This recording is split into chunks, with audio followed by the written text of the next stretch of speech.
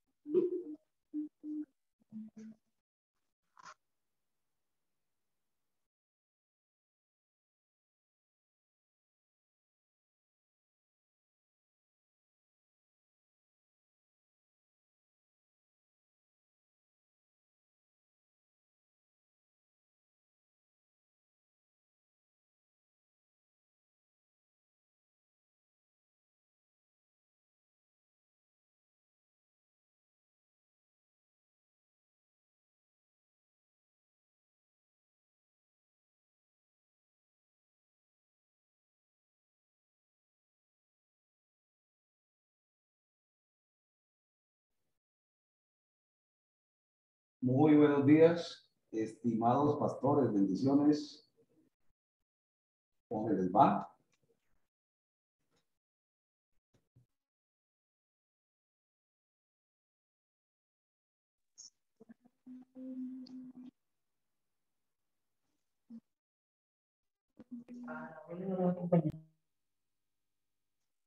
Buenos días, pastor. Dios le bendiga.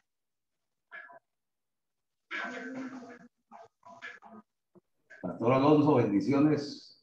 Pastor Hugo Morales. Amén, pastor Hugo. Paz del Señor, bendiciones, pastor. Amén, amén. ¿Cómo están ustedes? ¿Cómo me les va? Dios lo bendiga, Pastor Hugo. Bendiciones para todos. Amén, amén. Igualmente. Muchas gracias. Aquí listo ya para comenzar esta hermosísima labor de enseñanza, hermano. Una victoria gigante. Y un privilegio también lo estar aquí para compartir estos conocimientos. Vamos a orar, a darle gracias a nuestro Dios Todopoderoso para que comencemos la hora de enseñanza. Y vamos a comenzar hoy el tema de evangelios apócrifos. Muy bueno. Está muy hermoso.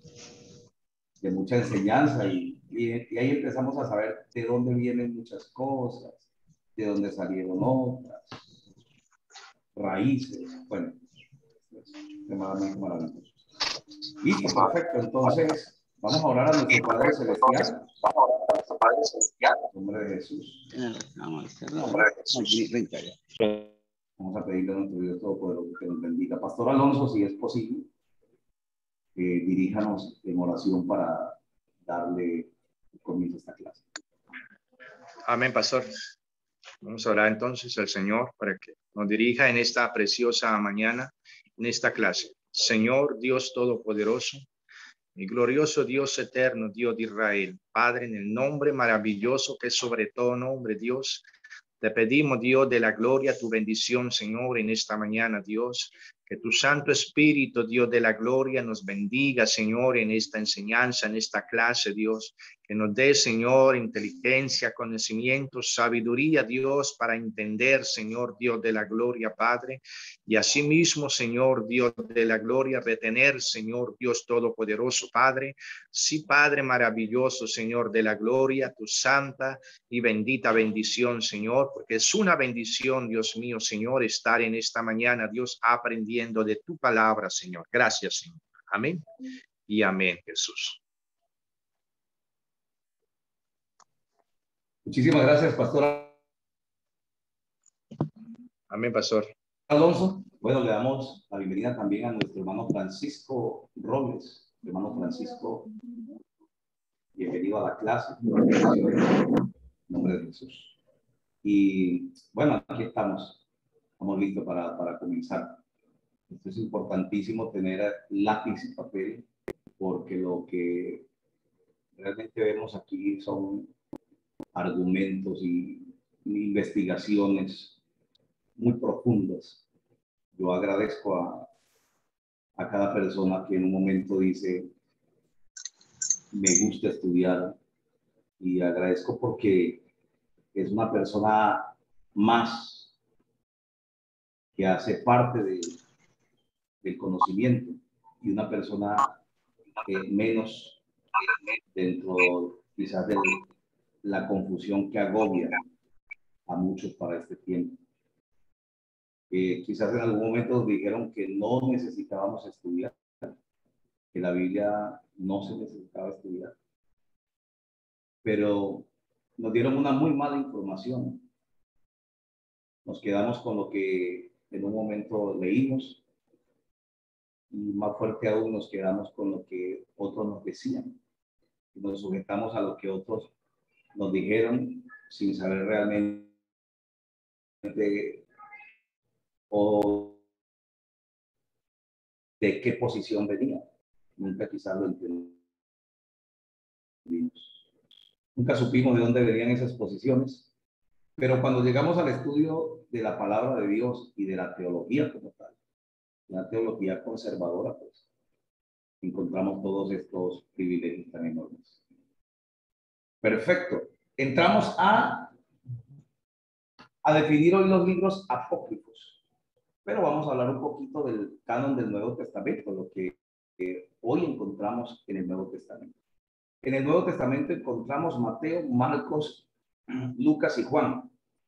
Relatan la vida de Cristo, nos cuentan diferentes acontecimientos, nos cuentan su ministerio, juicio, crucifixión, sepultura y resurrección. Todo esto encontramos en los evangelios. Algunos nos hablan de, algunos omiten información, otros nos extienden la información, y pues cuando veamos la materia de evangelios sinópticos lo vamos a entender y nos va a parecer espectacular, vamos a despejar dudas. Estos libros fueron principalmente escritos, aquí está entre comillas, para que creáis que Jesús es el Cristo y para que creyendo tengáis vida en su nombre. Entonces, es una información que aparte de que nos cuenta el ministerio, juicio, crucifixión y sepultura, nos está contando también, nos está diciendo del porqué, del propósito, cuál fue la visión explícita por la cual, la misión y la visión explícita por la cual se escribieron estos libros. Vamos a hablar de un libro histórico, el cual en algún momento lo pudieron haber llamado el Quinto Evangelio, un libro que nos cuenta una historia muy importante y es de Hechos de los Apóstoles. Lo hermoso de esto es que vamos a encontrar desarrollo y organización de la iglesia, ¿sí? La promesa de Jesucristo y el evangelio que se extendió a los gentiles, el trabajo de los apóstoles. Aquí dicen que se tituló Hechos de los Apóstoles porque nos cuenta acerca de este desarrollo de la iglesia y de este trabajo importante, el fundamento, cómo los apóstoles fundamentaron la iglesia. Dicen aquí pudo haberse llamado, se pudo haber llamado Hechos del Espíritu Santo, ¿cierto? Por la presencia del Espíritu Santo de una forma maravillosa y real. Escrito por Lucas, médico griego, este hombre que utilizó una investigación exhaustiva también para escribir el Evangelio de Lucas y continúa su obra con Hechos de los Apóstoles. Vamos a encontrar también en el canon del Nuevo Testamento epístolas de Pablo, ¿sí? Conocida también como las epístolas paulinas, escrita por el apóstol Pablo a varias congregaciones, a alguna persona en particular, le escribió porque esta persona se encontraba pues frente allí a una congregación, a una iglesia en construcción de la fe. Epístolas generales, que son 7 cartas, reciben el nombre de esta manera porque dice fueron escritas en forma individual. Juan, Santiago, Judas y otros, para resolver necesidades específicas a un grupo de personas, dice, no alcanzadas por el apóstol Pablo.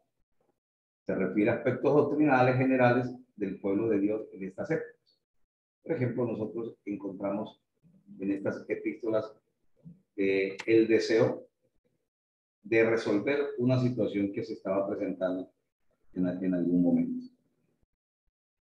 Dice por último, se encuentra profecía o apocalipsis.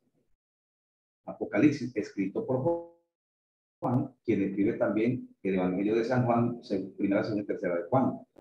Dice, es el último libro de la Biblioteca Divina, Apocalipsis, el último libro. Y tiene 2 temas muy importantes a tratar como, primero, la era de la iglesia, la tribulación, la venida de Cristo.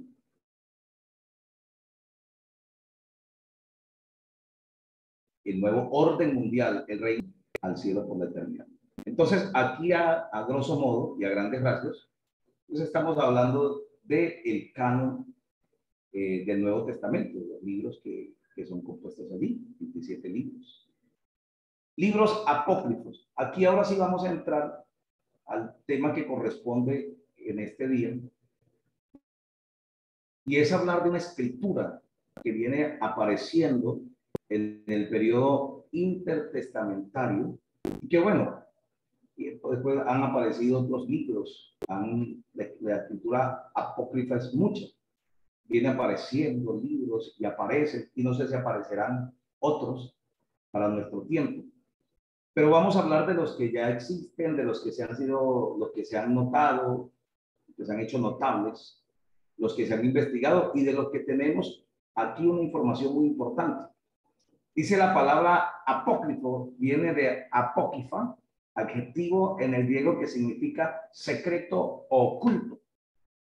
Cuando estamos hablando de los libros apócrifos, estamos hablando de una escritura secreta o oculta. También son llamados como los pseudoepígrafos. Estos pseudoepígrafos es una palabra compuesta. Pseudo, que viene de falso, y epígrafo, que viene de escritura. Esto es para decir claramente que el significado de esta palabra compuesta es falsa escritura. Dice, en la iglesia primitiva vino a significar escritura apocalíptica o difícil de comprender.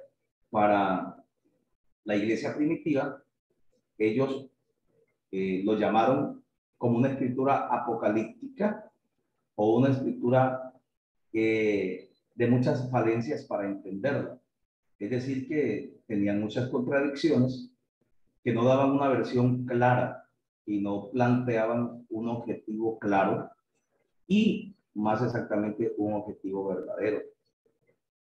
Entonces, es una escritura difícil de comprender. Más tarde, las que eran espurias, esto significa también no originales, ¿cierto? Heréticas o falsificadas en una palabra. Los libros apócrifos son los que han sido juzgados o por no canónicos. Más adelante los encontramos como los deuterocanónicos también. Dice, hablando del Antiguo Testamento y de la iglesia cristiana. Del Antiguo Testamento, los judíos no aceptaron estos libros y la iglesia cristiana tampoco.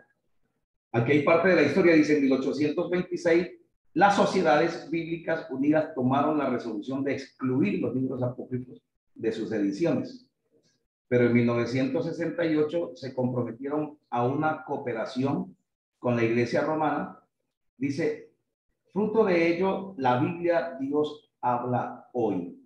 O sea, Primeramente, las sociedades bíblicas no apoyaban esta escritura, pero luego, en cooperación con la iglesia tradicional, deciden incluir estos libros en la Biblia, y más precisamente la Biblia de Dios habla hoy. Se incluyen estos libros quebrantándose esta palabra que tenemos en Apocalipsis 22, 18, 19. Dice, nos manda a imprimir solo la palabra sin añadiduras, no colocarle ni quitarle a la palabra. Pero bueno, todavía se conserva una ortodoxia, y es que las sociedades bíblicas británicas no pueden incluir los apócrifos en sus ediciones de la Biblia, puesto que sus estatutos lo impiden. La sociedad bíblica, ya la sociedad bíblica británica, ya en su ortodoxia y por decreto, podríamos decirlo así, no, o por estatutos, por políticas, no incluyen estos libros. Entonces, cuando hablamos de libros apócrifos, estamos hablando de literatura o pseudo literatura, que quiere decir que no es algo genuino, no es algo original, que es algo falso. ¿Falso en qué sentido?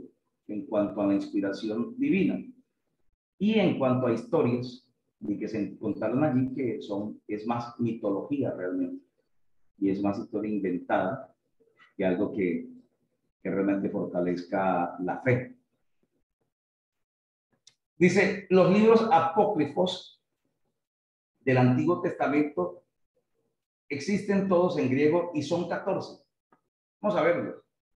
Esdras, dice Primera de Esdras, que está en la Vulgata, aquí, dice alrededor del año 150 a.C., cuenta la restauración de los judíos en Palestina, exilio babilónico, ¿cierto? Pero contiene materiales de Crónicas, Esdras y Nehemías, y un material legendarios más que todo de leyendas, de mitología.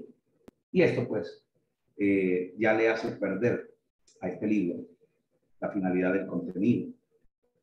Dice, el asunto más interesante son los 3 guardianes, que eran 3 jóvenes guardaespaldas del rey Darío. Aquí en este libro habla de que estos 3 jóvenes prácticamente están entre ellos, platicando, hablando, y en medio de esa discusión dice que empezaron a realizar una pregunta para responder. Dice, ¿cuál era la cosa más fuerte del mundo? Entonces uno dijo el vino, otro dijo el rey, el tercero, que fue Zorobabel, dijo la mujer y la verdad. Pusieron estas 13 respuestas debajo de la almohada del rey para que el rey, cuando lo necesitara, tomara las respuestas y de allí él pudiera elegir quién ir a restaurar a Jerusalén. Entonces el rey ve que la escritura de Zorobabel es la correcta, la verdad, y dice que se le permitió como recompensa construir el templo, reconstruir el templo de Jerusalén, que había caído con la deportación del pueblo. Perfecto. Entonces ya empezamos a ver algunos libros apócrifos y vimos que ahí existe un libro de Esdras, Primera de Esdras, que es un libro apócrifo. Un segundo libro que es Segunda de Esdras, se encuentra en la Vulgata Latina, y en el capítulo 4 de Esdras dice que es una obra que contiene 7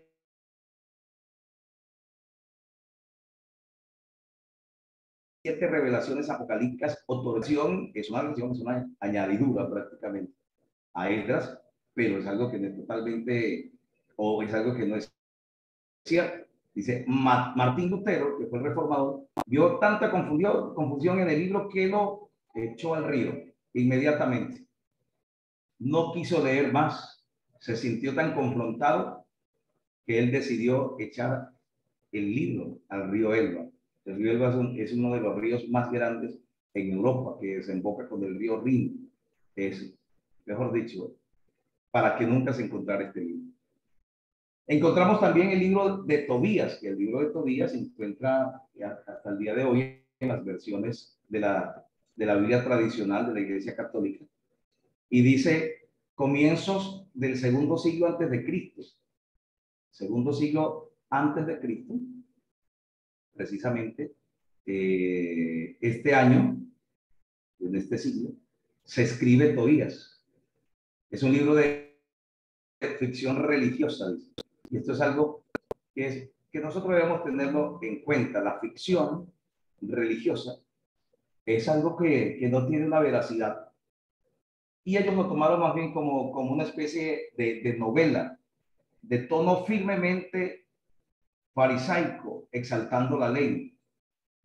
Dice que los alimentos limpios, los lavados ceremoniales, la caridad, el ayuno, la oración, estaba dentro de este libro. Dice, es claramente antiescritural en su afirmación en que dar limosna hace expiación de pecados.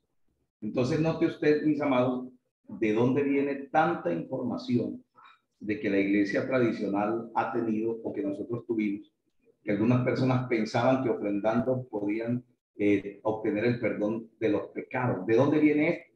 De la escritura apócrifa, de estos libros que realmente no tienen veracidad. Si vemos el libro de Judith o de Judith,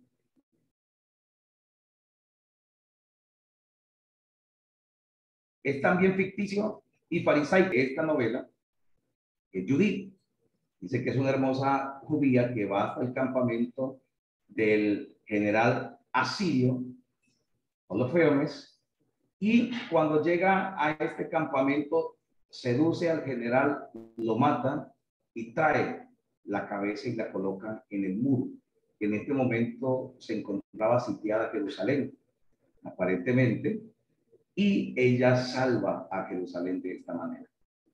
Ahí les dejo para que puedan leer un poco.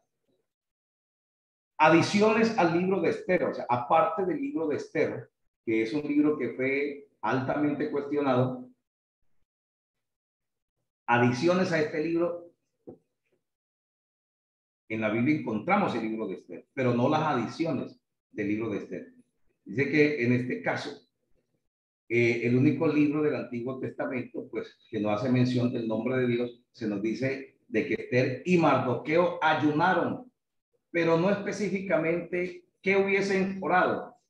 Entonces, este libro hace adición de las largas oraciones con unas cartas escritas por Artagena. Entonces, el libro de Esther sí existe y es un libro que en un tiempo fue apócrifo, fue puesto, fue quitado, pero hoy está con nosotros en la Biblia, porque es una historia muy importante de la fe judía. Pero la adición a este libro es la que no entra entonces en el canon bíblico. Existe otro libro que se llama La sabiduría de Salomón, alrededor del año 40 antes de Cristo.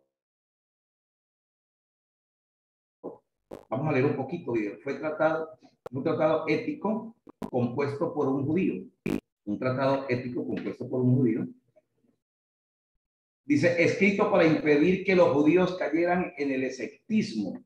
¿Esto qué quiere decir? Esto quiere decir claramente que este judío, en el deseo de que su comunidad no cayera en el escepticismo, escribe este libro, ¿cierto? Escribe este libro. No quería que llegara el escepticismo, el materialismo, la idolatría, ¿cierto? Pero como en los proverbios la sabiduría es personificada, hay muchos nobles sentimientos expresados en el libro, y aunque fue escrito con un buen deseo del corazón, pues es un libro de escritura apócrifa y no tiene entrada, o no tuvo, porque ya no podemos decir que tenga o tiene entrada. El canon de las escrituras ha sido cerrado. Eclesiástico o la sabiduría de Sirach, otro libro, se escribió alrededor del año 180 antes de Cristo. Manifiesta un alto nivel de la sabiduría religiosa, algo semejante al libro de Proverbios. Contiene consejos prácticos, habla de palabras muy concisas, habla de que nosotros debemos expresar en pocas palabras lo que queremos decir, y habla de algo muy importante que deberíamos nosotros mostrar más con nuestras acciones de lo que somos. Dice, en su prólogo niega su inspiración divina. El prólogo es el el escrito que tiene el libro antes de comenzar la historia. ¿Cierto? Después del contenido donde está escrito, todo aquello, las partes del libro, los temas que se van a tratar, podemos encontrar por ahí cerca el prólogo. Y el prólogo lo vamos a encontrar de una manera muy definida. Nos dice exactamente qué vamos a poder encontrar en el libro y algunas podríamos decir, aclaraciones que son muy importantes para el lector. ¿Alguna pregunta? ¿Cómo vamos? Pastor Alberto Sánchez, bendiciones.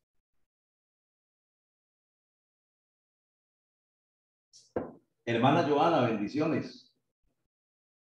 Pastor, buenos días, bendiciones. Ok, Bien, ¿cómo están señor. escuchando? ¿Bien? Bueno, perfecto. Vamos a encender un poquito las cámaras, vamos a tomar una fotito de evidencia y continuamos entonces con los libros apócrifos. Vamos a encender un poquito las cámaras. Los que puedan encenderla, eso, tenemos por acá, Joana. Vamos a ver quién más puede por aquí. Vamos a ver si el pastor Alonso puede encender la camarita. Vamos a ver si Alberto, 1, 2, 3. Bueno, vamos a tomar la fotito. Ya aquí viene el pastor Alonso. Pastor, yo no la puedo encender ¿no porque me alcanza? tocó cambiarme porque está lloviendo en el lugar perfecto. donde me hago. Ok, no hay problema. Listo, ya tenemos aquí esta. ¿Dónde está? Nos defendemos. ¿Qué les parece estos libros apócrifos? ¿Alguna pregunta en cuanto a ellos? ¿Qué les ha parecido? Yo tengo una pregunta. Sí, claro, con mucho gusto. Todos estos libros, o sea, realmente existen, ¿sí? Sí, claro que sí, claro que sí. De que existan, existen, claro que sí. Sí, los libros existen. Y yo creo que Pero yo les... digamos, ¿Dime? no, señor. Ok. Sí, claro, estos libros existen realmente, Joan. Realmente nosotros los podemos, hay PDFs y nosotros podemos encontrar PDFs de estos libros y leerlos. Es más, en la Biblia católica, nosotros encontramos parte de estos libros. Entonces, Pero son apócrifos porque no tienen... No le escuché bien, Joan. Son apócrifos porque no tienen como la inspiración de Dios, ¿sí? Exactamente. Exactamente. No ¿Qué tiene tienen que inspiración de ver? Dios. Porque realmente ellos comenzaron, digamos que hay libros que contienen adiciones, ¿cierto? De otros libros. Pero frente a esas adiciones aconteció algo. Le cambiaron la finalidad del libro, le adecuaron otras partes, ¿sí? Colocaron leyendas para finalizar. Y aunque hayan tenido escritos de otros libros, la finalidad pues no tiene una buena coherencia. Y eso finalmente. Ya. Si se acuerdan que nosotros hablamos que Judas, el hermano de Jesús, cita una parte del libro de Enoc, ¿se acuerda que yo se los envié al grupo? Y no más por este hecho de citar una parte del libro de Enoc que es apócrifo, ya prácticamente la epístola no iba a entrar al canon. Entonces, note ustedes lo delicado que es esto. Perfecto. Vamos por acá. Tenemos acá adiciones al libro de sabiduría. Bueno, ya hablamos de Eclesiastes. Listo. Baruch. Este libro de Baruch dice aquí que hay un hecho muy importante y a mí me gusta mucho esta parte que está acá. Y déjenme justificar de aquí de paso. A mí me gusta mucho esta parte del libro de Baruch. Déjame ver, ya me equivoco. Porque realmente lo que aquí está escrito, y se los voy a leer, es algo que tiene un buen motivo, para describirse, pero realmente no tiene una inspiración divina. Dice, se presenta a sí mismo como habiendo sido escrito por Baruch, como si hubiese sido escrito por Baruch. Baruch fue realmente el escriba de Jeremías, dice en el 582 a.C. Dice, en realidad está tratando de interpretar la destrucción de Jerusalén en el año 70 después de Cristo, pues que ese es algo que es imposible, ¿cierto? Porque miremos los tiempos, 582 al año 70. Dice, el libro aconseja a los judíos no rebelarse, es muy importante, porque a mí me gusta mucho esa historia acerca de todo lo que aconteció, cómo el imperio llega, cómo el imperio domina. Y no le digo que me gusta porque me impacta de lo que haya pasado y que bien hecho que haya pasado. No, a mí lo que realmente me gusta es saber, me interesa saber cómo este pueblo sufrió y cómo se conecta la historia de tantos años con lo que hoy se vive. Eso es lo que a mí me parece importante. Y a mí esta historia me gusta mucho, pero si vemos la diferencia, mis amados, del tiempo, pues sabemos que no existe. La epístola de Jeremías o carta de Jeremías, ¿cierto? Dice, está contenida en el 6º capítulo de Baruch, con su fuerte advertencia contra la idolatría, dirigida probablemente a judíos de Alejandría, dice en Egipto, y está basada en Jeremías 11:10. O sea, está basado en Jeremías, en el título de Jeremías 11, verso 10. La historia de Susana. Dice, nuestro libro de Daniel contiene 12 capítulos. Y usted lo puede ver en su Biblia, ¿cierto? Siglo I antes de Cristo. Se le añadió un 13º capítulo, la historia de Susana, la bella esposa de un judío principal en Babilonia. Dice que esta era una mujer muy bella y los ministros, grandes jueces, ancianos judíos la visitaban. Ellos se enamoraron de esta mujer tan hermosa, trataron de seducirla. Como no lograron seducirla, ellas la acusaron de haber sido encontrada en brazos de otro hombre, de un joven, la llevan a juicio, pero aquí habla de que Daniel interroga a todos los testigos, que de hecho eran falsos, y salvan la vida de Susana y los otros mueren a causa de esta acusación. Perfecto. Esta es la historia de Susana. Dice, nuestro libro de Daniel contiene 12 capítulos.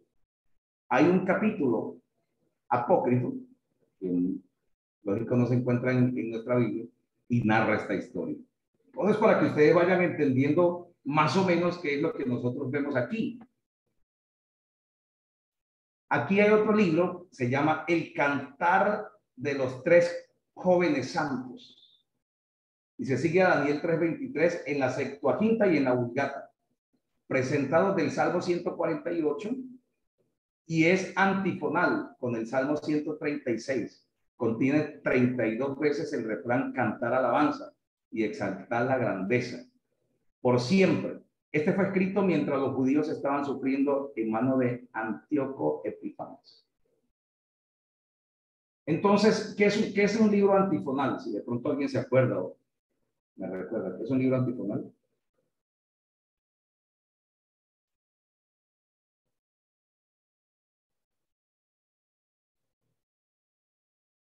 Hola.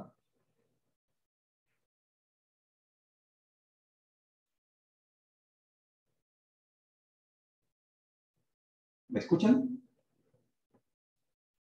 Sí, señor. Ah, ok, yo pensé que me había ido de la respuesta. Listo, perfecto. Bueno, no nos preocupemos. Un libro antifonal es un libro que tiene repeticiones como cantar alabanza porque Él es bueno y maravilloso. Cantar alabanza porque Él es sabio y se hizo la tierra. Cantar alabanza porque Él es nuestro Dios. Esas repeticiones son a esa es lo que se le llama que el libro es antifonal. ¿Vale? Así como el Salmo 148, el Salmo 136. Por ejemplo, mi hermana Joana, si tienes ahí la Biblia, busque el Salmo 148 y Huguito, busque el Salmo 136 y vamos a leer un poquito para que entendamos, no nos quede como en el aire realmente el significado de un libro antifonal. Vamos a ver qué nos dice. Mientras tanto voy hablando de otro libro Libro número 12, Bel y el dragón, siglo I antes de Cristo. Se le llamó capítulo 14 de Daniel. Es el capítulo 14. Recordemos que el 13 es la historia de Susana. ¿Cuál era el propósito principal? La necesidad de la idolatría. Contiene dos historias. El rey Ciro pregunta a Daniel, ¿por qué no adora a Bel? Puesto que es la deidad, expresa su grandeza consumiendo diariamente ovejas. ¿Ves? Entonces el rey Ciro hablaba que Daniel era una deidad que podía venir en las noches y podía comer hasta todo lo que le colocaban allí en aquel lugar. Pero allí se da cuenta que Daniel se da cuenta que tiene que sobre la harina que se riega para que coma la deidad, ¿cierto? Entonces encuentra marcados los pies de algunos humanos y vienen a descubrir que eran los sacerdotes y la familia que llegaban y se hacían pasar por la deidad y comían lo que allí se dejaba. Luego, pues, dice los sacerdotes mueren y se destruye ese ejemplo sacerdotal. La historia del dragón, dice, es obviamente tan legendaria como la anterior. Estas historias pueden clasificarse como mera ficción y tiene muy poco valor religioso.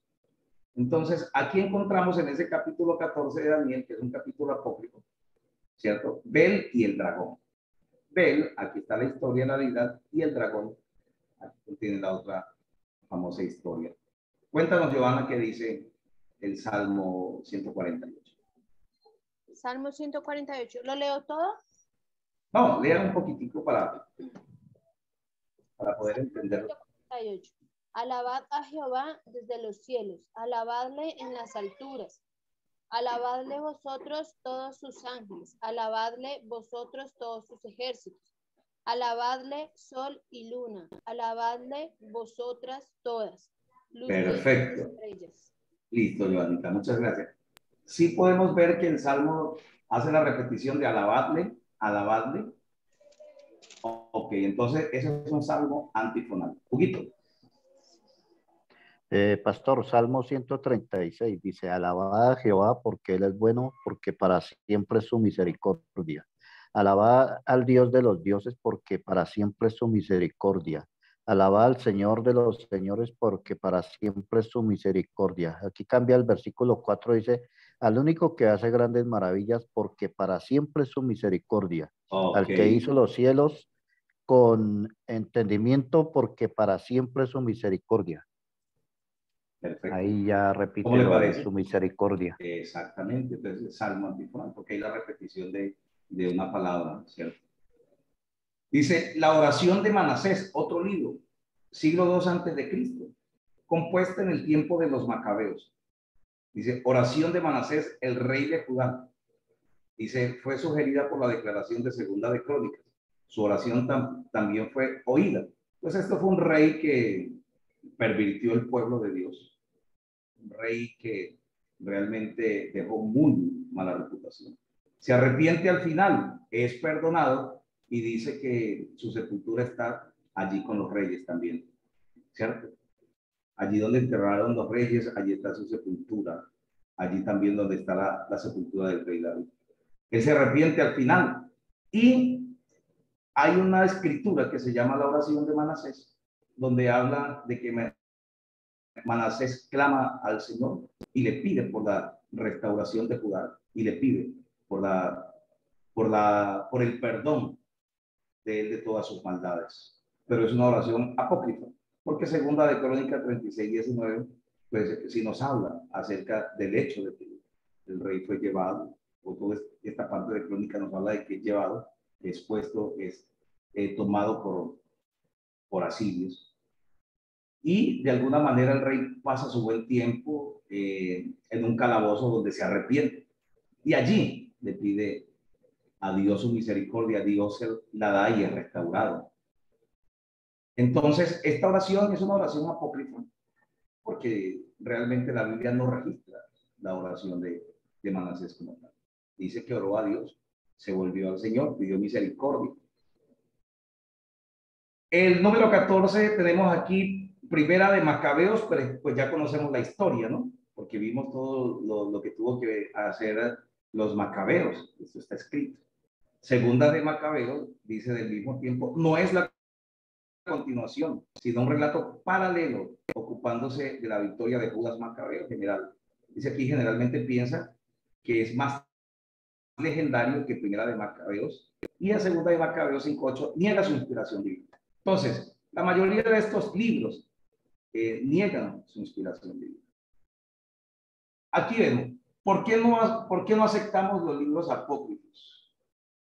Vamos a retomar lo que vimos en clases anteriores. Cuando nosotros vimos cómo un libro, o cómo se sabía, o cuáles eran las exigencias para que un libro entrara en el canon bíblico, ¿cierto? Y nosotros vimos las exigencias. Aquí prácticamente vamos a retomarlas de alguna manera para ver por qué un libro entonces es apócrifo. Vamos a leer un poco. Dice, cuando uno lee los 39 libros canónicos del Antiguo Testamento, dice, de inmediato resaltan las frases que se usan con frecuencia, con frecuencia, como tales. Así dice Jehová, habló Jehová, vino palabra de Jehová, Jehová el Señor ha dicho así. ¿Cierto? Esto lo encontramos y nos dimos cuenta en las primeras clases que esto es necesario para saber de qué libro es inspirado. Un punto importante, estas palabras claves. Dice, si no las tiene, pues se originó de la mente del autor y no hay comunicación divina. ¿Se encuentra en ellos evidencia divina en los apócrifos? No, claro que no. Contestamos la pregunta con una negativa absoluta, dice aquí. Dice, es importante saber de que estas palabras, de las que ya hemos hablado, Jehová ha dicho así, vino a mí, palabra de Jehová, habló Jehová, brillan en la ausencia de estos libros. Aquí hay algo muy importante, dice, en el epílogo al libro de Segunda de Macabeos, el autor expresa como sigue, yo también terminaré aquí mi relato, ¿cierto? Dice, si ha quedado ver o ha logrado su composición, ¿es esto lo que yo pretendía? Sí, imperfecto y mediocre, he hecho cuanto me era posible. Aquí inmediatamente él está dando a conocer que no es una inspiración de Dios. Y lo vemos en el epílogo. El epílogo ya es la parte final, ¿cierto? Es la parte final de, mientras el prólogo está al principio, el epílogo está al final dando una aclaración, pues, acerca de la finalidad del libro. Vemos por aquí el libro de Eclesiástico. Fue compuesto en hebreo en el año 180 a.C. Su autor fue Jesús, hijo de Sirach. Dice aquí, hay algo muy importante en su prólogo, ya que es comenzando el libro, no finalizando. Su nieto tradujo el libro al griego, dice, y afirma, dice, mi abuelo después de leer tanta escritura decide escribir algo muy importante para que la comunidad lo acepte. Aquí él hace una exhaustiva lectura de varios libros, incluyendo pues la ley como tal, y al final él saca de su autoría una escritura que él pretendía que fuera de mucho provecho. ¿Para quién? Para los judíos.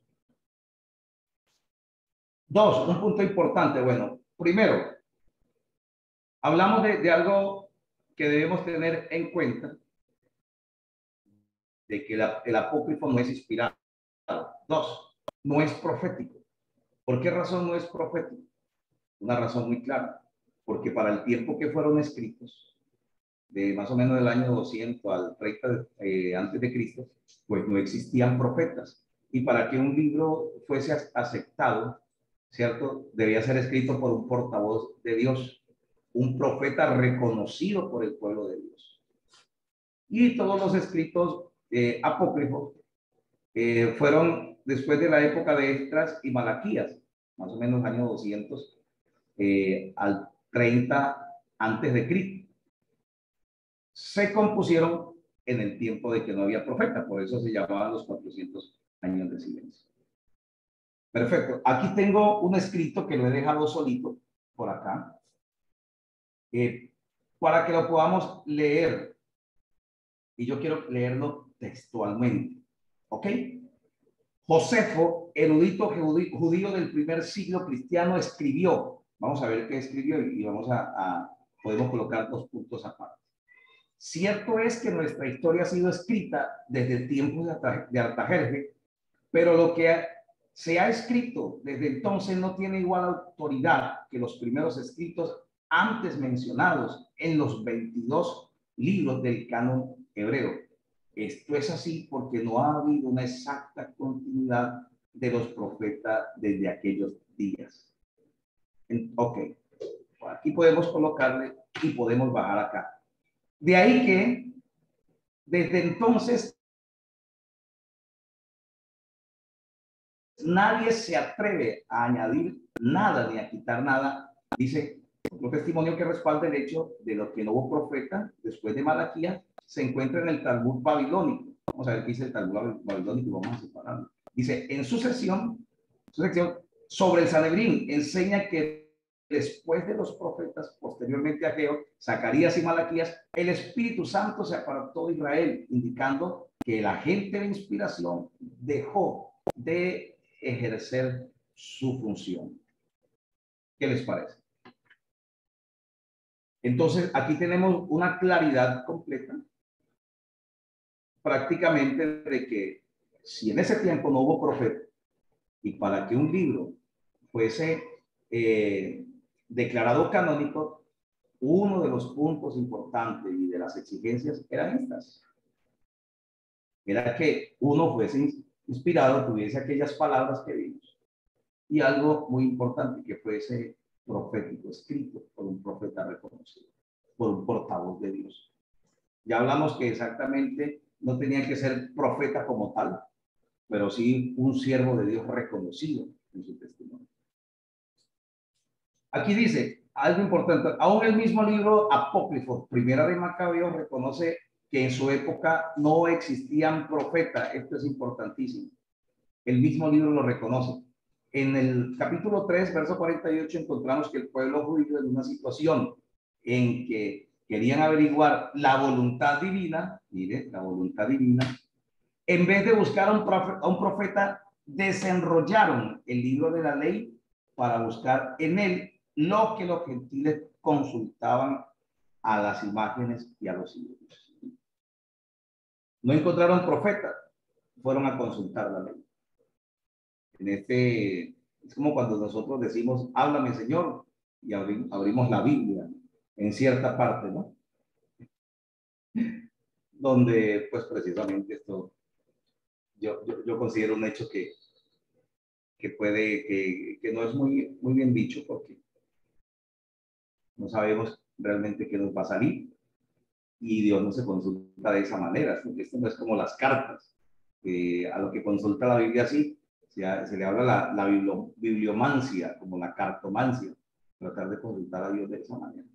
Pero nosotros si abrimos la Biblia y buscamos una palabra, yo cuando necesito una palabra, digo, Señor, dame palabra, voy a la Biblia, pero no estoy consultando todo el tiempo. Vamos a ver qué me dice el Señor y abro la Biblia acá, abro la Biblia acá. Y si no me sale exactamente lo que yo quiero. Perfecto. Entonces, veamos que evidencia de que no habían profetas. Vamos a ver por acá, dice, en una nota explicativa, la Biblia de Jerusalén interpreta correctamente, como ya no hay profetas, se abre al azar el libro de la ley para encontrar en él la respuesta divina. ¿Cierto? El testimonio de Primera de Macabeos 9:27 aún es más claro. Dice, tribulación tan grande no sufrió Israel desde los tiempos en que dejaron de aparecer los profetas. Bueno, perfecto. Vamos aquí. Cuando hablamos de Josefo, Josefo era un historiador del primer siglo, más o menos del año 35 después de Cristo. Y este fue un historiador, un investigador, podríamos decir como también Lucas lo fue. Dice Jesús, según Josefo, el Talmud, dice, Josefo y el Talmud. Los profetas dejaron de aparecer de la época de Artajerjes y Malaquías. Así que cuando los libros apócrifos se escribieron, Dios no hablaba por profetas, sino por escritura inspirada y aceptada.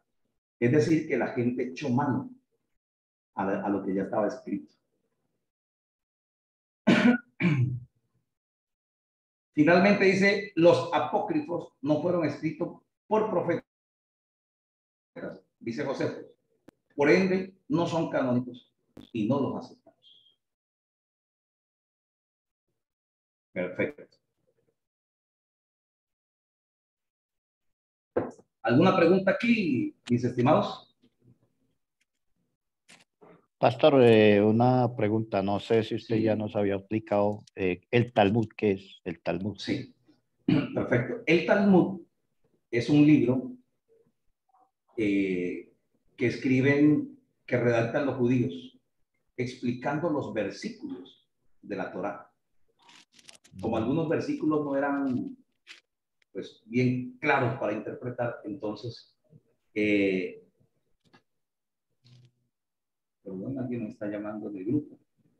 Como algunas partes de la ley no se podían interpretar o no sabían interpretarse de una manera correcta, entonces el Talmud traía la explicación, así como hoy la Biblia de lenguaje dinámico trae la explicación de cada versículo.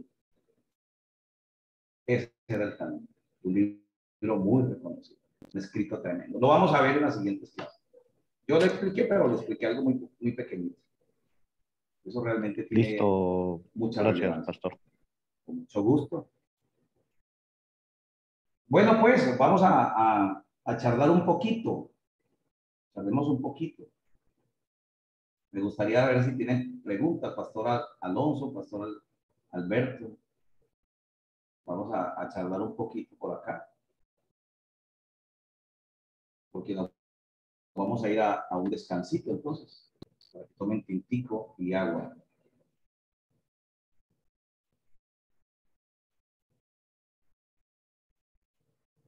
¿Todo bien?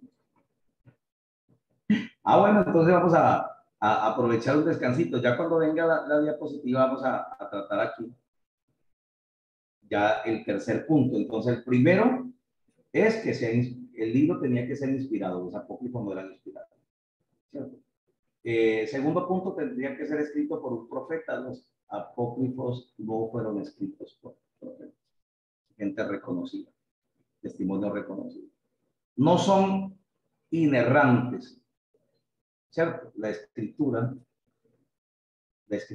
no tiene errores. Vamos a descansar un poco y ya regresamos. ¿Vale? Son las 11:25. Volvemos a las 11:35. Vamos por aquí. Ya regresamos. Vaya, tomen el tintico.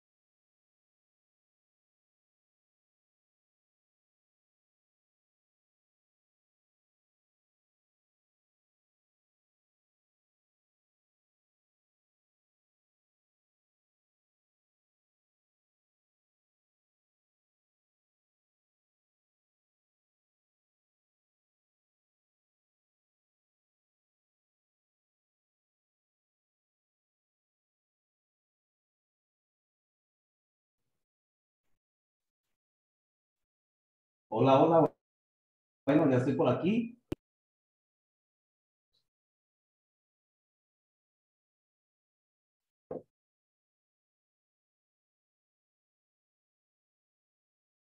Me confirman entonces, mis estimados estudiantes, si están por aquí en sala para continuar con la clase.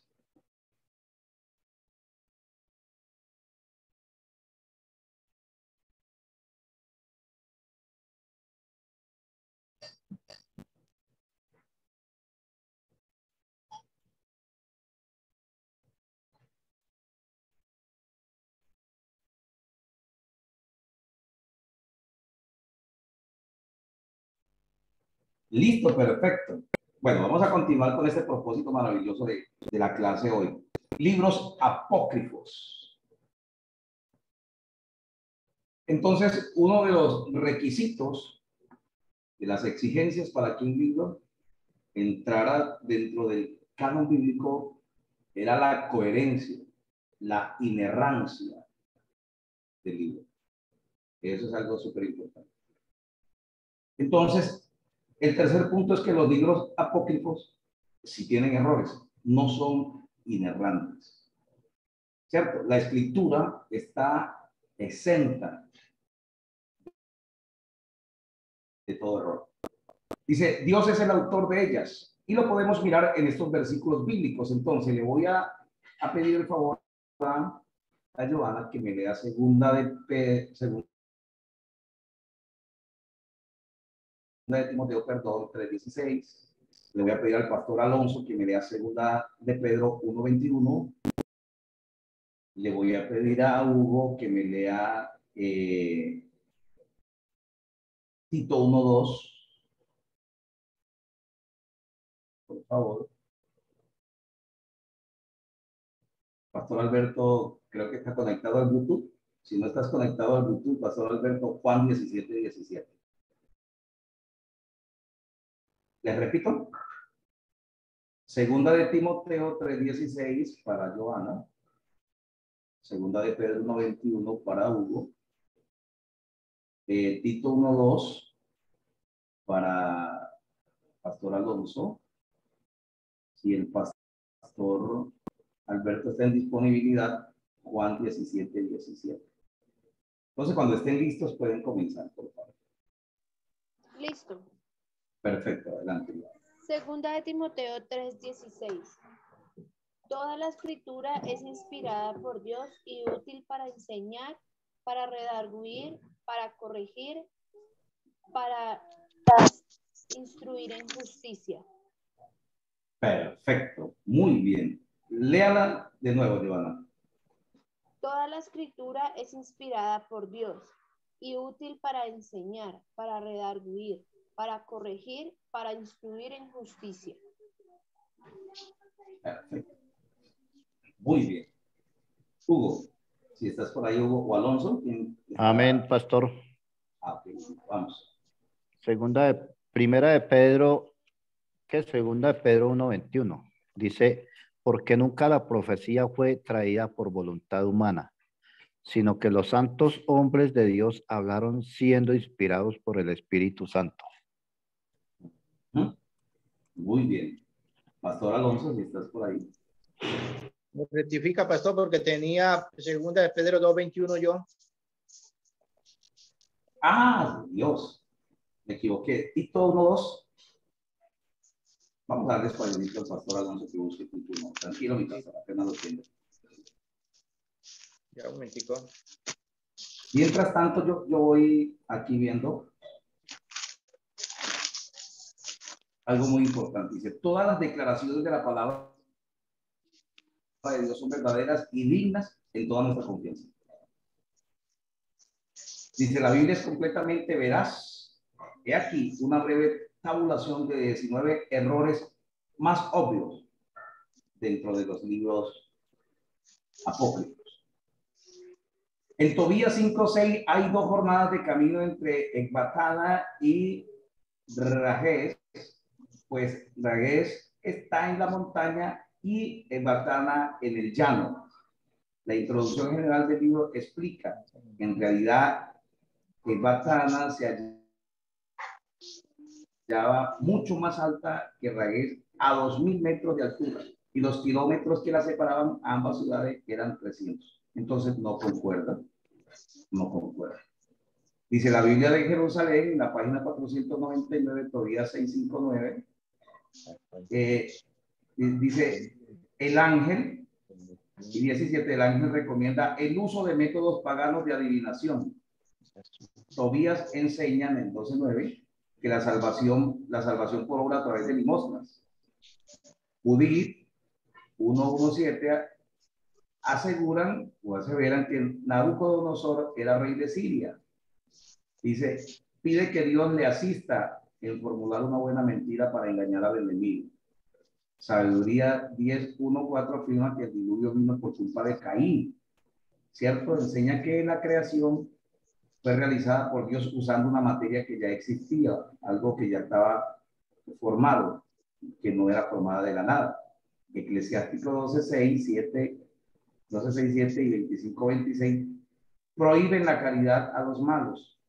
Baruch 1.1 asegura o asevera que el autor secretario de Jeremías escribió su libro desde Babilonia, cuando en realidad se encontraba en Egipto. Y esto lo dice Jeremías 43.1.7. Entonces son errores muy prácticos aquí. Dice, segunda de Macabeos 12:41-46, aprueba las oraciones y sacrificios expiatorios por los muertos. El 14:37 al 46 alaba el suicidio. El 15:12-16 da aprobación a la intersección de los santos muertos a favor de los vivos. Adiciones a Daniel 3:38 afirma que ya no hay en esta hora príncipe y profeta ni caudillo. En realidad vivían y ejercían su ministerio profeta. Daniel, Jeremías y Ezequiel.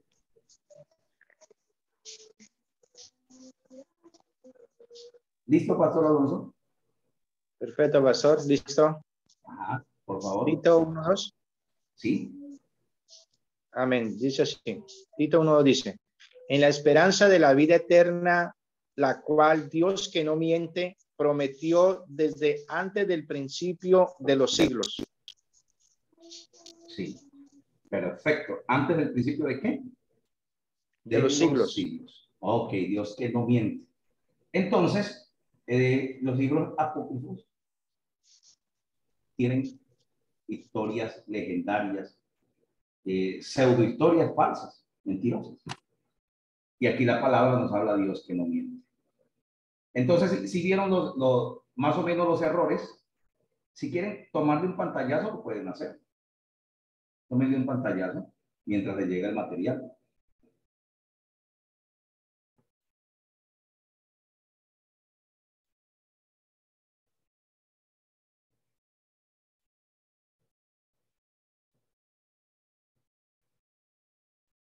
Ajá, perfecto. Listo. Si quieren tomar el pantallazo a esto, también es importante. Bueno, vamos a abrir acá un poquito de espacio. Estas diapositivas están un poco rellenitas, pero están muy buenas para leer. Cuarto, el libro debe ser creíble. Estos libros no son creíbles. Son una escritura libre. ¿Sí? Una escritura pues, con inspiración natural. Dice, en los 39 libros aceptados por todos como canónicos, por todos quiere decir, por cristianos y judíos, se encuentran muchas narraciones históricas y relatos biográficos. Todos ellos se caracterizan por su sobriedad y falta de elementos espectaculares. O sea, no hay ningún tipo de leyendas acá, excepto los milagros, que todos son creíbles. Los vemos hasta en nuestro tiempo, ¿no? Sus eventos bien pudieron haber sucedido, es algo cierto. No hay nada fantástico y real acerca de ellos, no son obras ficticias. Dice, Dios, al relatarlo, no se vale de ficción. Cuando uno analiza la literatura apócrifa, encuentra que hay varios libros obviamente ficticios. En vez de ser relatos serios de eventos históricos, narran sucesos increíbles acerca de la fantasía, es como una mitología. Nadie cree que lo relatado en realidad haya sucedido. Estos libros se clasifican bajo género literario, ficción religiosa. Cabe recalcar que el género no se usa en los 39 libros canónicos. Nosotros no encontramos. Nosotros encontramos figuras literarias, que es diferente. Los libros apócrifos, Tobías, Judías, Adiciones a Esther y las Adiciones a Daniel, el Cántico de los Tres Jóvenes, Susana y Bel y el Dragón, puede clasificarse como novelas religiosas. Entonces, aparte de ser libros apócrifos, podemos decirle novelas religiosas. ¿Cierto? Novelas religiosas. El Señor sí se vale de figuras literarias como la parábola, la alegoría, pues hay otras del tipo, como la metonimia. Bueno, hay muchas figuras que vamos a ver en el Benéutica. Pero ellas se reconocen como figuras basadas en la realidad. Por ejemplo, la parábola, que es una historia que puede ser real o inventada, pero que se toman como un ejemplo para enseñar algo real en ese momento. Es como cuando si un muchacho, digamos, nos está entregando los vueltos claros cuando hace el mandado a la tienda, al súper, nosotros, yo le puedo hacer una parábola y le digo, había una vez un chico que no entregaba lo correcto, vino alguna vez, fue sorprendido en este acto y perdió todos sus privilegios. Y yo le doy esta parábola, digamos, a un chico para decirle de que no tome lo que no es de él para que no vaya a perder el tiempo. Yo pude inventar la historia. Lo que no estoy inventando es el buen consejo que le estoy dando. Ahí le estoy hablando de una pequeña parábola. Perfecto. Vamos en, aquí dice, nadie cree lo relatado. ¿Qué pasará la otra? Nadie cree lo relatado, en realidad que haya sucedido. Estos libros se clasifican por qué? Ficción religiosa. Aquí vemos. Cabe recalcar que el género no se usa en los 39 libros canónicos. Los libros apócrifos de Tobías, Judías, las Adiciones a Esther y Adiciones a Daniel, el Cántico de los Tres Jóvenes, Susana y Bel el Dragón, pueden clasificarse como novelas religiosas. ¿Cierto? El Señor no se vale de figuras literarias como la parábola, que le hice un poco de énfasis, pero el propósito es que no se pierda la realidad. Dice, Dios no recurre a lo ficticio para revelar la verdad. Dice, es el hombre quien utiliza lo irreal para comunicar ideas. Los apócrifos, siendo de origen humano, usa este género literario y por eso no lo aprobamos. Estos son los comentarios de algunas personas, de historiadores y investigadores de aquel tiempo, más exactamente Josefo, que fue uno de los más relevantes. Algo importante, estos libros no fueron aceptados ni por los judíos ni por los cristianos. Caramba, y los judíos, a ellos se les ha encargado, y a nosotros también ahora, la responsabilidad de la palabra. Entonces, estas personas son muy celosas frente al judío ortodoxo y de aquel tiempo, pues, era muy celoso a estas cosas. Ahora existen muchas sectas judías que quizás tengan una interpretación diferente. La vez pasada escuché que había una secta judía donde ya dijo que el Mesías había llegado y celebraron la llegada del Mesías. ¿Cierto? Presentaron a un joven muy apuesto como el Mesías. ¿Cierto? Dice aquí, se puede afirmar con toda seguridad que los 39 libros canónicos fueron unánimemente recibidos. Hubo discusión, existieron concilios, convenciones donde realmente se juntaron teólogos, hombres inspirados por Dios para darle finalidad a esto. Dice, 5 de ellos fueron discutidos por el concilio de Jamnia para determinar si debían estar o no. Todos fueron aprobados, judíos y cristianos. católicos, romanos y protestantes, todos aceptan estos 39 libros, ¿cierto? Cuando consideramos los deuterocanónicos, encontramos que hasta el año 1546 fueron uniformemente rechazados por judíos y cristianos. En 1546 fueron rechazados, pero veamos lo que pasó. Más adelante, yo quiero que por favor Hugo me tenga Romanos capítulo 3, verso 2. Quiero que tenga presente acá, no sé si me están escuchando. Sí.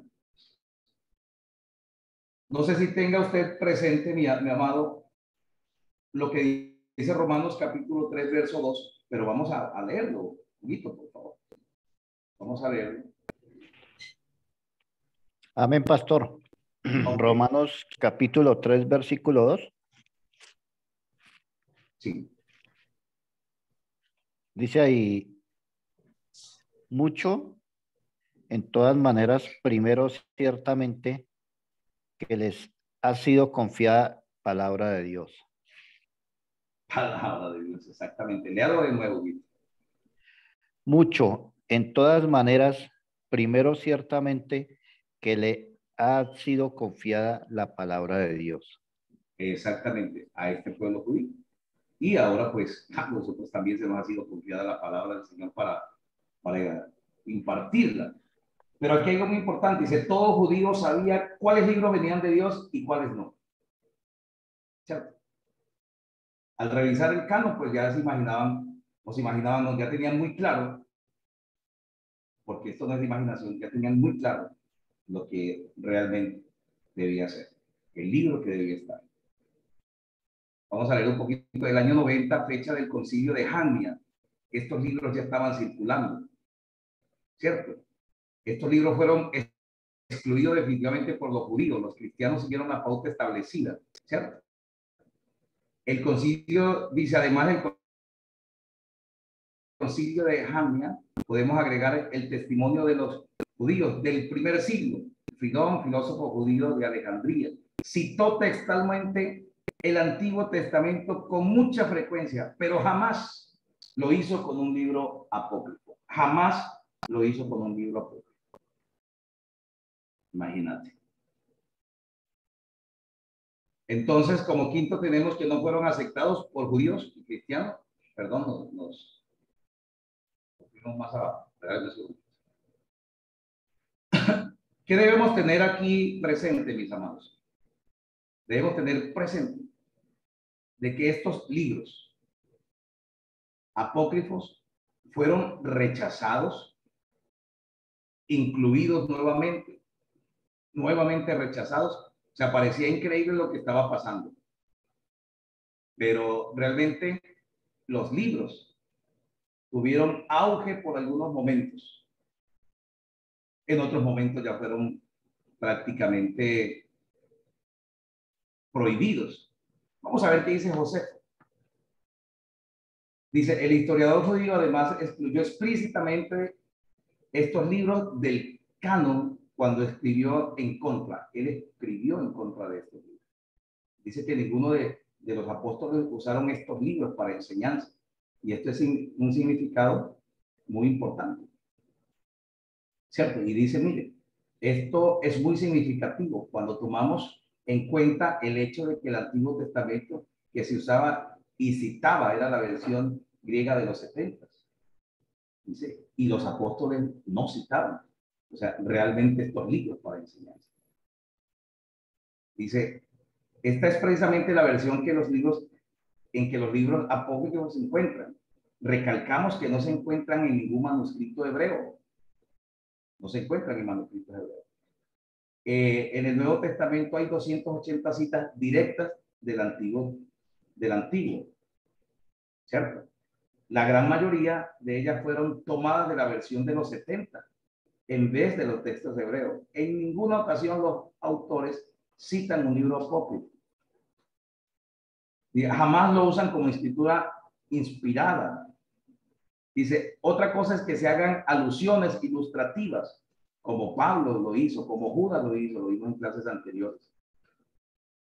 Pero otra cosa es cuando se hace alusión a que se cita realmente. Dice, en cuanto a los primeros siglos de la iglesia cristiana, se puede decir que por un lado se aceptaban y otros lo rechazaban. Algunos aceptaban. Veámoslo aquí. Algunos padres como Irineo, Tertuliano, Clemente de Alejandría, los utilizaron con frecuencia. Otros se opusieron vigorosamente al uso. Orígenes, Cirilo, de Jerusalén y Anastasio. Cuando veamos patrística, vamos a saber que estos fueron ya como la segunda línea de los apóstoles, los padres de la iglesia. No estamos hablando de sacerdotes de la iglesia católica, padres. Después de los apóstoles vinieron los padres. Veamos qué dice el concilio de la Odisea. En el 363 después de Cristo, prohibió la lectura en las iglesias. Pero el concilio de Hipona en el 393 después de Cristo y el de Cartago, ambos concilios regionales dominados por Agustín, aprobaron su uso. Agustín limitó la palabra canónico o canon. La prohibió en el sentido técnico, en su exigencia. Rechazó, dice, los apócrifos en sus asuntos doctrinales. Aquí tenemos algo. En una ocasión, cuando un antagonista apeló a un pasaje de Segunda de Macabeo para reforzar un argumento, Agustín le replicó que la causa que él defendía era sin duda débil si tenía que recurrir a un libro que no estaba en la misma categoría que los libros recibidos y aceptados por los judíos. Esta fue una controversia grande. Jerónimo, quien traduce la Biblia, la Vulgata latina, del griego al latín, él los excluye, pero por presión accedió a traducir a Tobías y a Judí. Dice, además de libros apócrifos, fueron introducidos en la Vulgata latina después de la muerte de Jerónimo, ¿cierto? Dice, en su prólogo, la Vulgata latina hace un claro ejemplo que los libros de sabiduría, eclesiástico, Tobías, Segunda de Macabeo, no son libros canónicos por no encontrarse dentro del canon hebreo. Ellos no lo dicen. Dice, solo estos libros son aceptados por los judíos que fueron recibidos como canónicos en el sentido técnico. Dice, Agustín los incluyó en su catálogo y Jerónimo los excluyó del suyo, pero en lo demás, estos dos padres están de acuerdo en varias cosas. En la primera, que no son del canon hebreo, que no son inspirados, ¿cierto? Que no son canónicos en el sentido técnico, que no se deben usar para formular doctrina.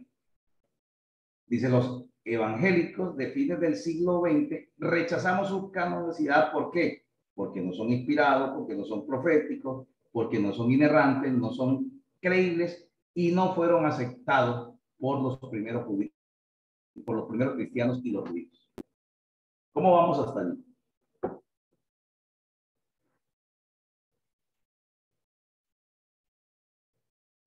Pues hay que darle una buena lecturita, ¿no? Hay que dar una buena lectura a lo que estamos viendo. Pero este tema de los libros apócrifos es algo muy fuerte. Muy fuerte. Hay que leer en esa parte donde algunos lo incluyen, otros no lo excluyen, otros dicen, no, no son canónicos, pero el hecho de que no sean canónicos, pues vamos a tenerlos aquí como con historias.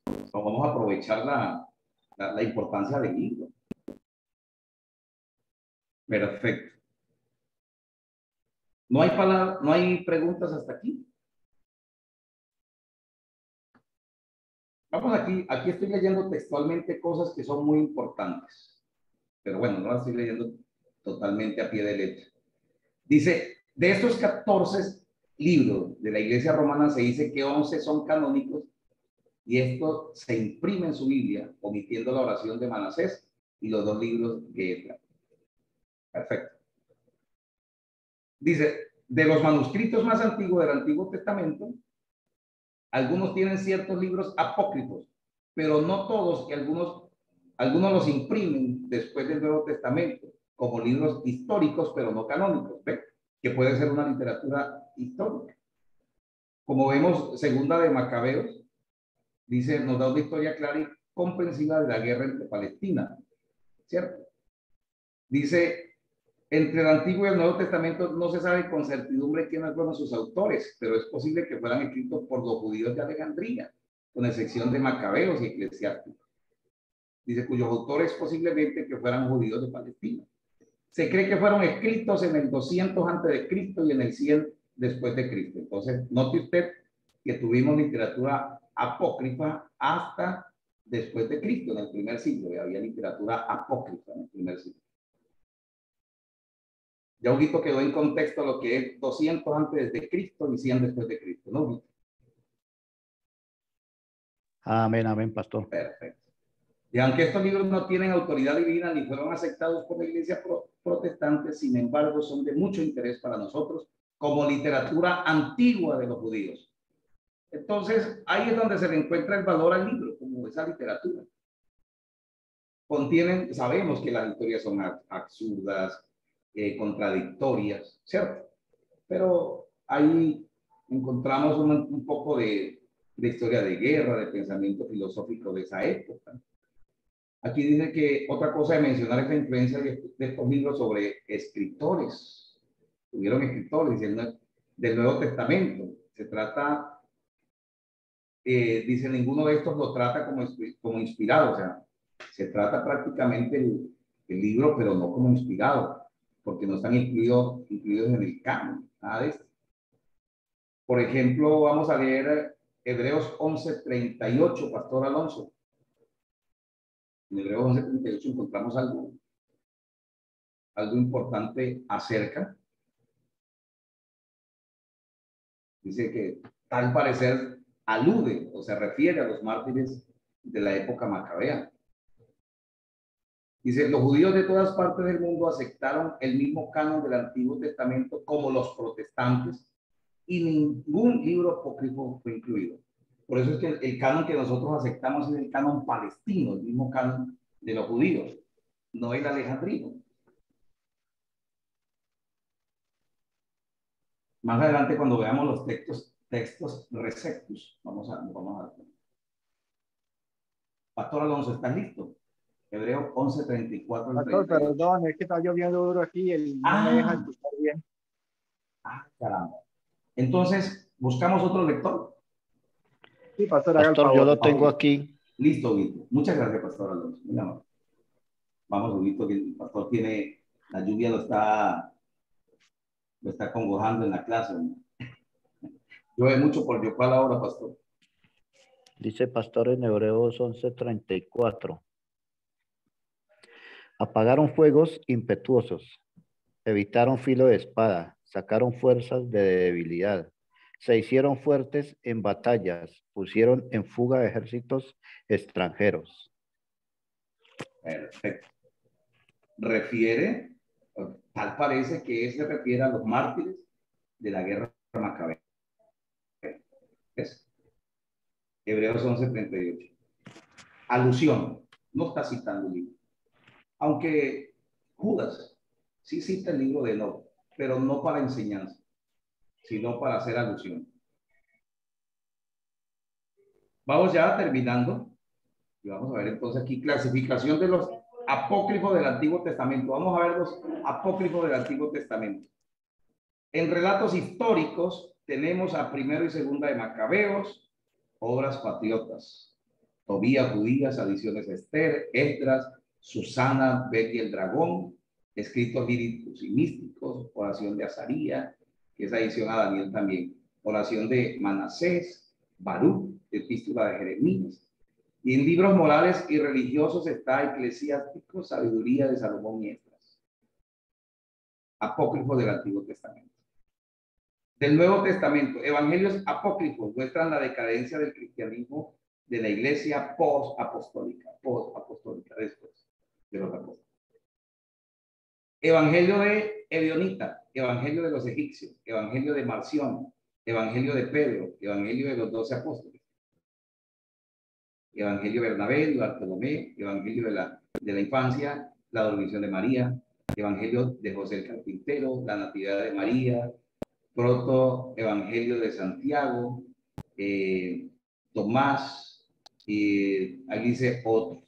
En el evangelio de Tomás se encuentra fantasía como las de Jesús de niño, el niño Jesús, mire de dónde salen todas estas cosas, haciendo pájaros de barro y poniéndolos a volar. Imagínate. En otro de estos evangelios, Jesús de niño con su poder hace morir a un niño que lo había contrariado, imagínate. En otros evangelios niegan la realidad de la encarnación de Cristo y dicen que su cuerpo era mera apariencia, y esto es los gnósticos, ¿ya?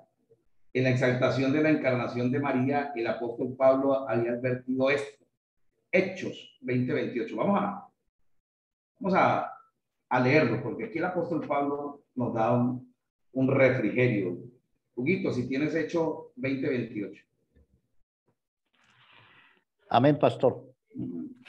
Hechos 20:28 dice: por tanto, mirad por vosotros y por todo el rebaño en que el Espíritu Santo os ha puesto por obispos, para apacentar la iglesia del Señor, la cual él ganó por su propia sangre. Perfecto. Aquí contrarresta el apóstol Pablo frente a esto. Hechos apócrifos. Hechos apócrifos.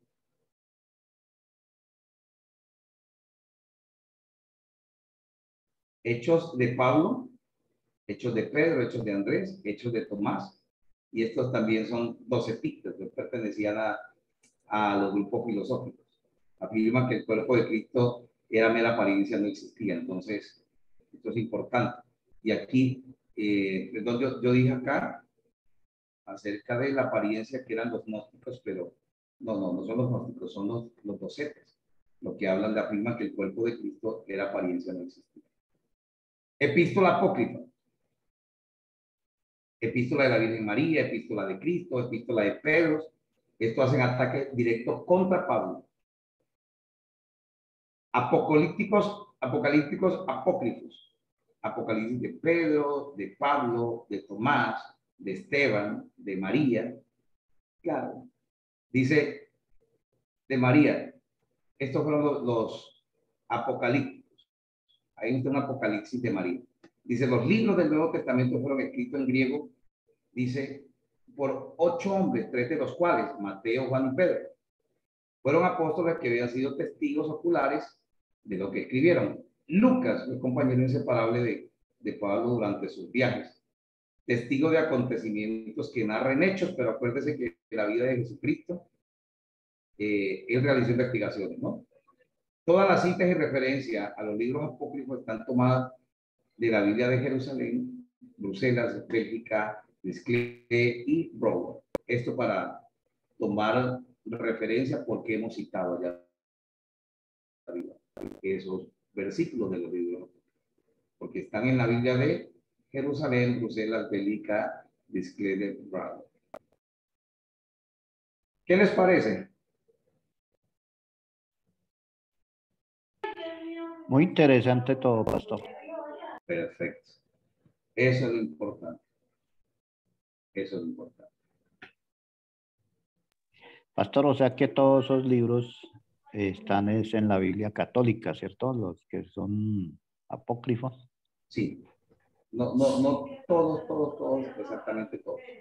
Pero sí podemos mirar que hay 7 libros en la Iglesia Católica. Yo eso de los macabeos, yo tenía algo de conocimiento. Claro, Tenía algo de conocimiento porque tengo un tío que es sacerdote católico y yo sí. Cuando estaba pequeño yo cogía la Biblia y miraba, me causaba algo de curiosidad, macabeos, y alcancé a leer algo sobre eso. Y sabía la existencia de esos libros en la Biblia católica. Perfecto, claro que sí. Y dependiendo la traducción bíblica, vamos a encontrar otros libros, ¿ya? Dependiendo de la traducción bíblica que exista, porque hay varias Biblias. Ellos manejan varias Biblias. Y sería bueno mirar, buscar, investigar en la Biblia en las Biblias que ellos manejan, para que nos demos cuenta cuántos libros están, cuáles están. Ya los conocemos, ya podemos ir a investigar. Eso, podemos ir a investigar más a fondo. Perfecto, algunas preguntitas, no sé.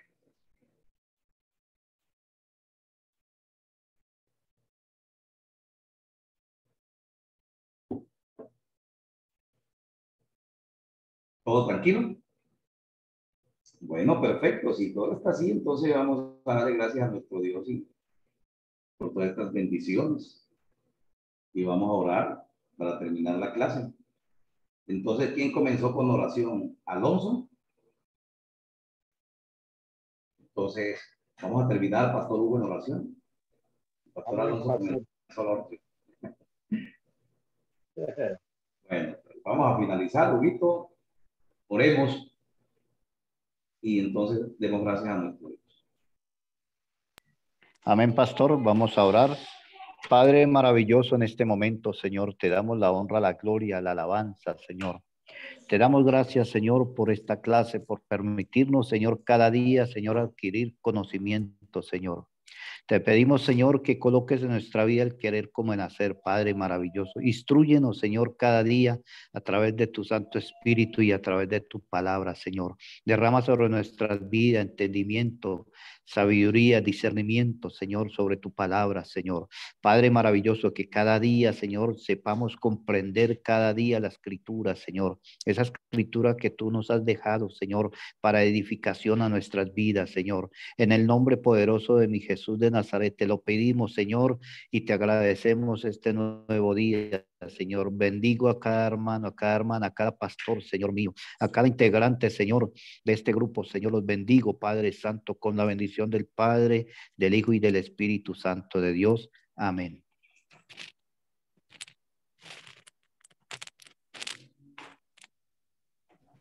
Bueno, muchas gracias. Entonces, les deseo una tarde de mucha bendición, un fin de semana bendecido. Como decimos en inglés, have a happy weekend, un feliz fin de semana. Yo que estén muy bendecidos y cualquier cosa que estamos para servirles. Muchísimas gracias. Bendiciones para todos. Abrazos.